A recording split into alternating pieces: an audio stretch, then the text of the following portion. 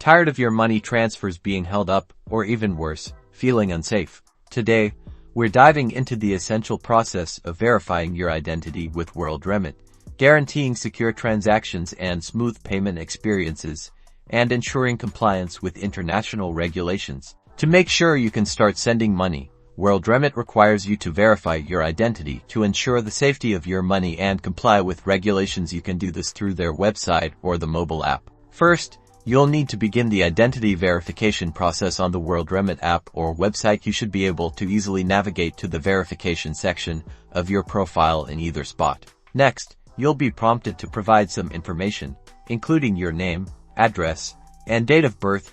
You'll also need to upload a copy of an accepted form of identification. Common forms of ID that are accepted include a driver's license, passport, or a national identity card. Ensure your ID is clear, legible, and includes all the required information.